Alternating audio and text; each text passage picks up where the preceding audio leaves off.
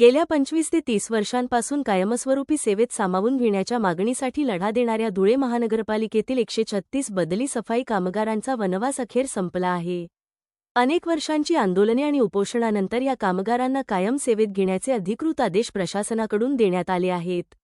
धुळ्याचे आमदार अनुप अग्रवाल यांच्या विशेष पाठपुराव्यातून आणि राज्याचे नगरविकास मंत्री एकनाथ शिंदे यांच्या निर्देशाने हा महत्त्वपूर्ण निर्णय घेण्यात आला। या निर्णयामुळे सफाई कामगारांमध्ये मोठा उत्साह असून मनपा मुख्यालयासमोर फटाक्यांची आतषबाजी आणि एकमेकांना पेढे भरवून जल्लोष साजरा करण्यात आला। यावेळी कृतज्ञता व्यक्त करत कामगारांनी आमदार अनुप अग्रवाल आणि मनपा आयुक्तांचा सत्कार केला। या आनंदोत्सवात प्रवीण वाडलेकर, विनोद गरुड, राजू लोंढे, ज्ञानेश्वर भामरे, सुकलाल गरुड यांच्यासह लताबाई बैसाणे, प्रमिलाबाई जाधव, सुलोचनाबाई लोणारे, कमलबाई जाधव आदी कामगार मोठ्या संख्येने उपस्थित होते।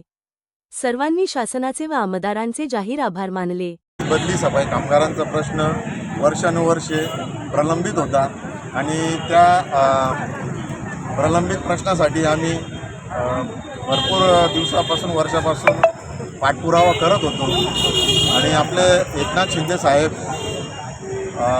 माननीय आपले मुख्यमंत्री साहेब फडणवीस साहेब यांच्यापर्यंत आम्ही विषय पाठवलेला होता।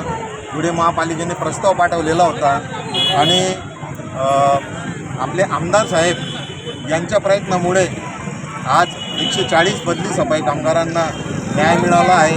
आणि पाठपुराव्यामध्ये आपले शिवसेनेचे जिल्हा प्रमुख मनोज भाऊ मोरे, तसेच मी स्वतः आणि राजू लोंढे यांनी सर्वांनी आणि आपले विनोद आप्पा गरुड आणि सर्व कामगारांनी पाठपुरावा केल्यामुळे आज हा दिवस आलेला आहे। बदली सफाई कामगारांना न्याय मिळाला आहे। त्याच्यामुळे आपले धुळे शहराचे आमदार तसेच महाराष्ट्राचे मुख्यमंत्री, उपमुख्यमंत्री यांचे सर्वांचे आम्ही आभार मानतो बदली सफाई कामगारांच्या वतीने।